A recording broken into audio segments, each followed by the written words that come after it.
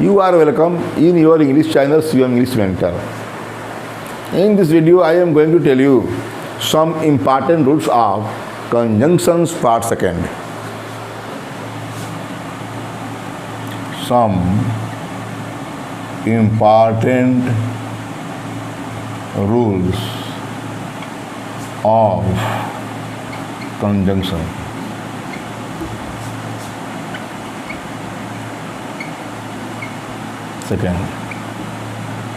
Second part. इसके पहले मैं 5 रूल्स बता चुका हूँ। इससे not only but also, no sooner than, scarcely या हार्डली, व्हेन, मतलब जो कोरिलेटिव कंजक्शंस के बारे में उस वीडियो में मैंने अधिकांश बतला दिया है, ठीक है। और उसी से कोरिलेटिव संबंधित भी, मतलब कोरिलेटिव कंजक्शंस के बारे में ही इस वीडियो में कुछ बताना है, ठीक है। जैसे कि आएज, सो आएज, सब क्या है, हमेशा रहते हैं। आएज के बाद एज होता है, सो के बाद आएज होता है। तो ये क्या है, ये भी कोरिलेटिव कंजक्शन है, साथ साथ रहने वाले। तो रूल नंबर 5 बता चुका हूँ।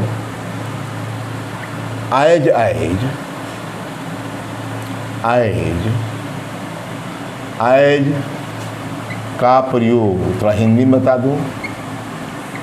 जितना,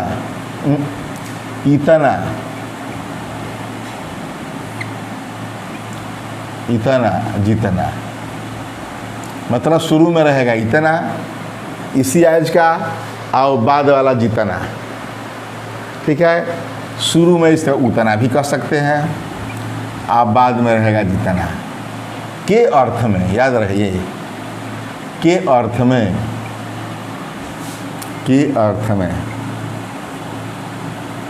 आफर्मेटिव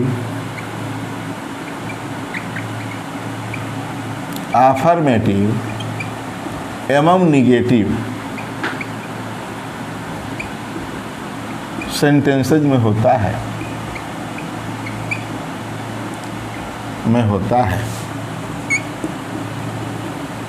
देखा। आयज का प्रयोग एक जगह या इतना या उतना है, तो दूसरी जगह यही आयज जो है जितना है। भाई 2 क्लास की जोड़ना है। जैसे मैं कहूँ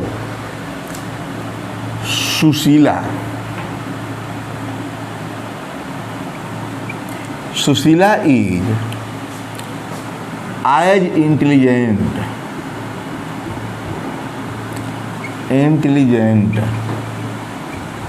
एज हर फादर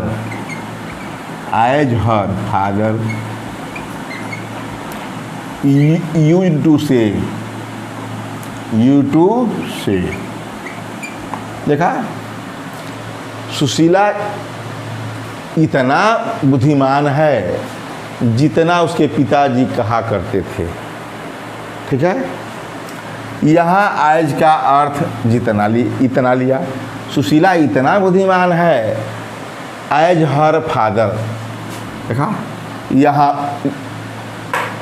इतना बुद्धिमान जितना उसके पिताजी कहा करते थे, ना। तो यहाँ इतना है या उतना है, तो वहाँ जितना है, जितना उसके पिताजी कहा करते थे। ये क्या हो गया, हमारा अफर्मेटिव वाक्य हो गया, अफर्मेटिव, ठीक है। और मैं निगेटिव बात करूँ इसी का। सुशीला इज नॉट आयज, हो गया नॉट आयज, इंटेलिजेंट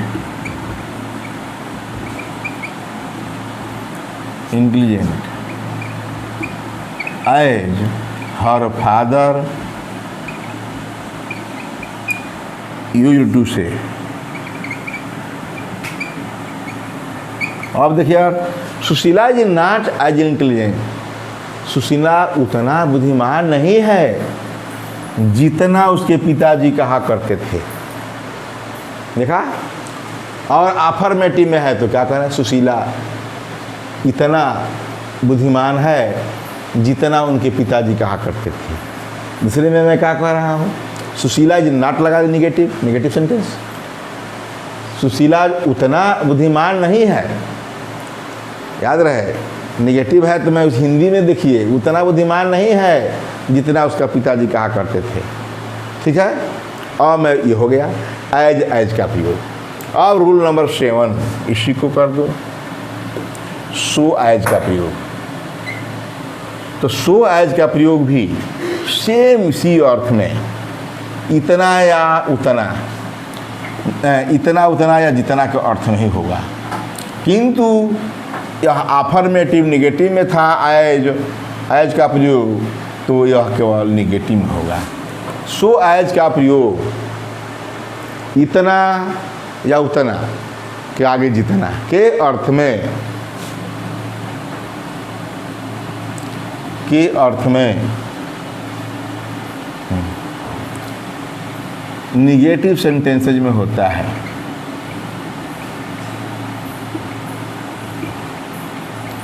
सेंटेंसेज में होता है,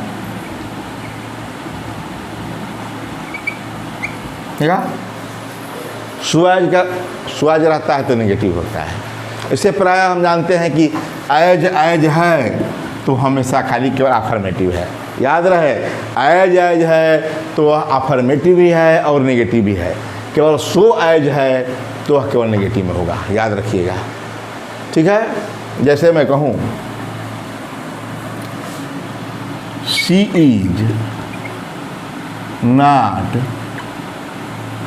is not so beautiful,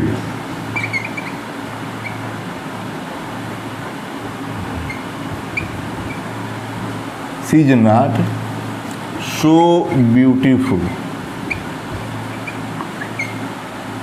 as, देखा, she is not so beautiful as. अब किसी का नाम देना है एज, तो हम नाम देंगे तो यहाँ बल्कि किसी का यहाँ भी नाम दे दे, वहाँ भी नाम दे दे।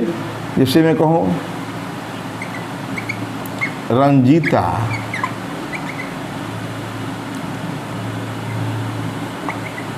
ठीक है, is not so beautiful as Ranjana, हो गया भाई, तुलना होती है। इसका मतलब Ranjana is more beautiful than Ranjita, comparative degree हो जाता है। लेकिन हमको यहाँ सो और एज का प्रयोग बताना है। कहने का मतलब कि सो एज है तो केवल नेगेटिव में ही होगा, ठीक है। सो एज है तो केवल नेगेटिव में होगा, एज है तो अफर्मेटिव नेगेटिव दोनों में होता है। और रूल नंबर 8वां बता दूं कि अब जो है सो एज है तो सो आइसो भी होता है। एज सो का प्रयोग अर्थ भी बता देते हैं। आई सो का याद रहे, सबको रिलेटिव है। So as as so as I saw, देखा एज था उसके पहले, सो एज हो गया और अब एज सो। ऐसो का प्रयोग जैसा और वैसा, शुरू में एज है तो जैसा और सो है तो वैसा के अर्थ में अफर्मेटिव में होता है, अफर्मेटिव में होता है। चलिए इसकी कोई जरूरत नहीं है, वो तो सेंटेंस, अरे केवल या तो ऐसो का प्रयोग जैसा वैसा का अर्थ में होता है। जैसे मैं कहूँ as you do so you get, as और सो, जैसा आप करते हैं वैसा आप पाते हैं। क्या देखा, जैसा वैसा, जैसे करनी वैसी भरनी, वही चीज़ है। As you do so you get. दूसरा एग्जाम्पल दे दें यहाँ, एज यू विल सो, जैसा आप बोएंगे सो, ये सो में अंतर याद रखिएगा, इसलिए लिखा था। एज यू विल सो, जैसा आप बोएंगे, so you will get, you will reap, काटेंगे, जैसा बोएंगे वैसा काटेंगे। देखिए या इफ रहता तो एक जो है इफ वाला क्या रहता, इफ रहता तो इफ वाले में केवल प्रेजेंट इंडिफिनिट लिखते और इधर हम फ्यूचर में। लेकिन एज जो है, एज वाले में जैसे कि यहाँ एज था, यहाँ भी प्रेजेंट इंडिफिनिट, यहाँ भी प्रेजेंट इंडिफिनिट। ये भाई डू वर्ब है, यहाँ गेट वर्ब है। एज यू विल सो, ये वर्ब है, जैसा आप बोएंगे, सो मैंने बोला, सो यू विल रीप, वैसा ही आप काटेंगे। देखा इसमें, यार जैसा करेंगे वैसा पाएंगे, वही बात है। पहला तो है as you do so you get, जैसा करते हैं वैसा पाते हैं, ठीक है। तो ऐसा क्या है इसका प्रयोग, जैसा वैसा करते हैं। अब इफ का आया, याद आया कि इफ का भी है। रूल नंबर 9, इफ के बाद देन का प्रयोग होता है, दैन का नहीं, देन। देखा, इफ के बाद देन, देन का यूज होता है दैन का नहीं, दैन का नहीं। याद रखिएगा इस बात को। जानते हैं कि नो सुनर के बाद दैन का प्रयोग होता है, दिमाग में बैठा लीजिए। कभी कभी जो है नो सुनर के बाद दैन दे देता है, सोचते हैं कि दैन सही है, दैन। तो इफ के बाद देन का यूज होता है, दैन का नहीं। जैसे इफ सी कम्स हियर,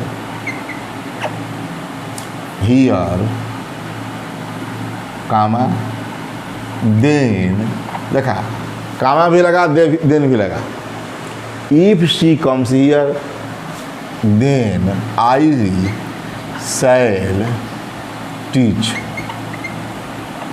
हर।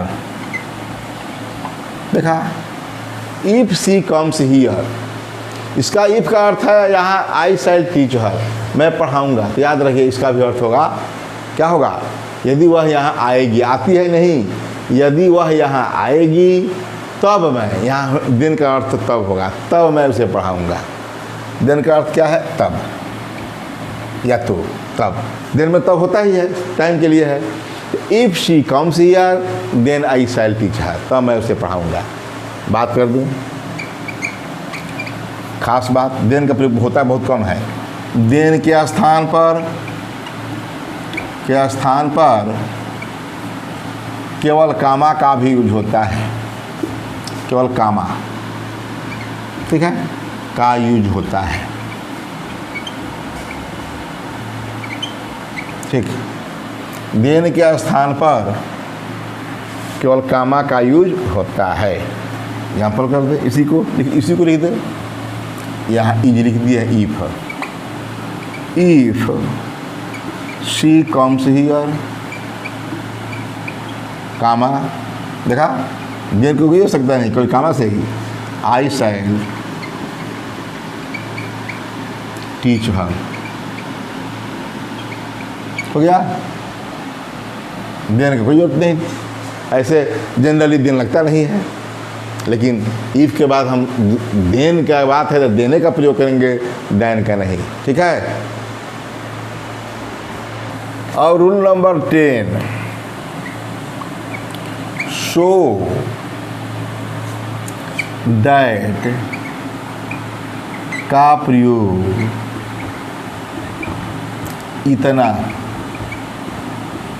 जानते ही पर्पज है, show that purpose, subordinated conjunction का पर्पज जो है उसका काइंड है, मतलब शो दैट का प्रयोग इतना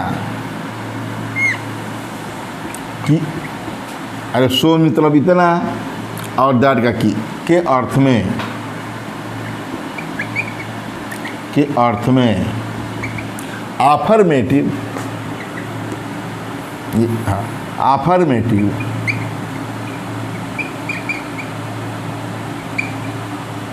एवं नेगेटिव सेंटेंस में होता है। सेंटेंस में होता है। देखा, सो दैट का प्रयोग इतना कि के अर्थ में अफर्मेटिव और नेगेटिव सेंटेंसेज में होता है। जैसे मैं कहूँ she is so thin that, देखा सो के बाद दैट लग गया। She is so that, so thin that she can not run fast.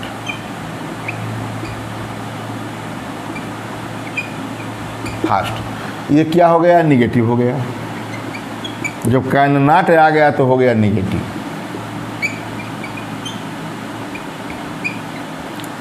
आप जो लिखे हैं आप कि she is so thin that, वह इतनी पतली है कि शी कैन नॉट, कि इतनी या इतना पतली है कि, यह एडजेक्टिव है।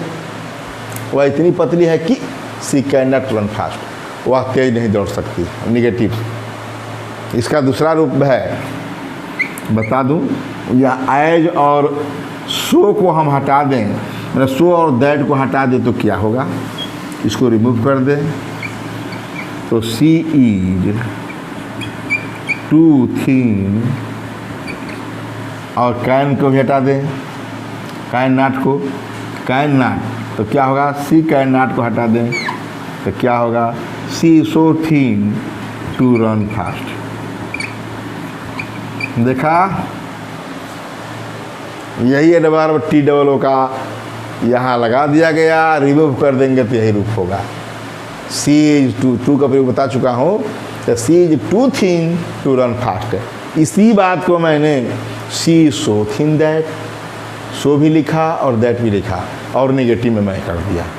देखा, सी इसका नेगेटिव सेंस रखता है, जो हद से ज़्यादा पतली है तेज दौड़ने के लिए, मतलब अच्छी नहीं है, इतना ही पतली है कि वो उड़ जाएगी दौड़ते समय, इसका मतलब ये है। वही है, तो उसी को मैंने she too thin to run fast, हमको तो सो दिखाना है कि सो के बाद दैट, क्या इसके अर्थ में कि इतना की या इतनी की, वह इतनी पतली है कि सी कैन नॉट रन फास्ट। दूसरा एग्जाम्पल दें कि भाई एक तो नेगेटिव में दे दिए, अफर्मेटिव का भी दे दें। ये पहला था, ठीक है। दूसरा, she is so beautiful, she is so beautiful that every boy will be ready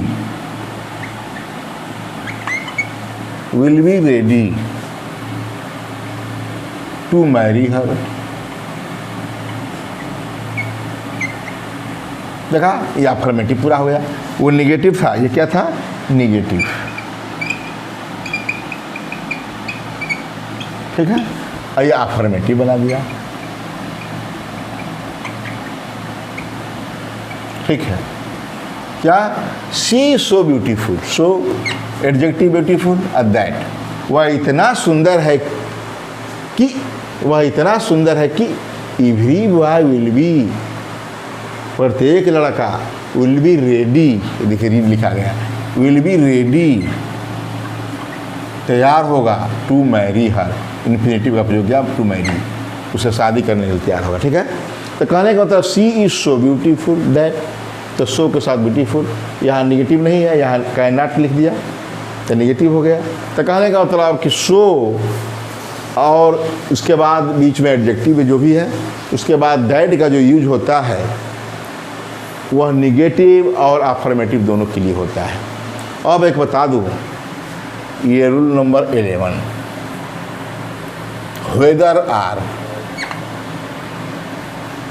weather are का प्रयोग अफर्मेटिव सेंटेंस में ही होता है, और क्योंकि इसमें विकल्प चुनने के लिए होता है। दो बात चुननी है विकल्प चुनने के लिए। वेदर आर का प्रयोग कि या, कि और अंत का या, वेदर मैंने कि यहाँ आर के लिए या के अर्थ में दो विकल्पों में से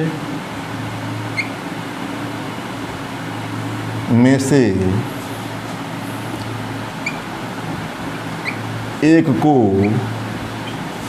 दो विकल्पों में से एक को चयन करने के लिए होता है। छोड़िए, वेदर आर जानते ही हैं। वेदर आर का प्रयोग कि या के अर्थ में दो विकल्पों में से एक को, ठीक लिख दीजिए, को चयन करने के लिए होता है, चॉइस करने के लिए,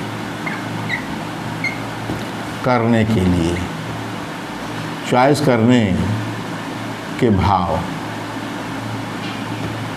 के रूप में होता है, ठीक है।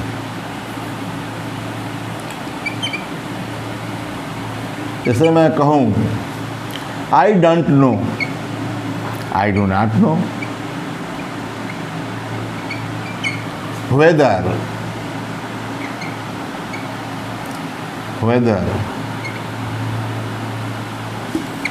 he will pass the examinations, चलिए, will pass the examinations are not, देखा, वेदर के बारे में हो गया। चलो, आई डोंट नो, मैं नहीं जानता। ही विल पास द एग्जामिनेशन, वह परीक्षा पास करेगा अथवा नहीं। यहाँ नाट का भी बहुत मायने अर्थ है।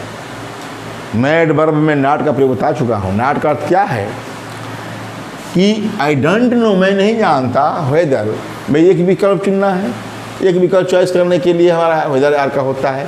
मैंने कहने का मतलब कि I don't know whether he will pass the examination or not, मतलब नाट का अर्थ पास होगा अथवा नहीं होगा। He will not pass the examination, ठीक है। नॉट का अर्थ ये हुआ कि ही विल नॉट, मैं नहीं जानता कि he will pass the examination, pass होगा अथवा he will not pass the examination. Not का अर्थ देखिए क्या, नॉट के डेबर में बताया था कि नॉट लिख दिया तो नॉट नहीं, ही will not pass the examination, इसका अर्थ ये हुआ नॉट का स्थान पर। चलिए, तो एडवर्ब की बात है। लेकिन यहाँ का कि दो विकल्पों में से एक विकल्प, मुझे ये पता नहीं कि वह पास होगा, एक विकल्प पास होगा और दूसरा विकल्प क्या है, या नहीं होगा, ठीक है। तो इस प्रकार मैंने इसमें भी लगभग कोरिलेटिव कंजंक्शन से संबंधित रूल्स भी बतलाया, ठीक है। आप लोग इसे शुरू से लास्ट तक देखिएगा और आप लोग सब्सक्राइब करते रहिए, शेयर करते रहिए, लाइक करते रहिए। थैंक्स।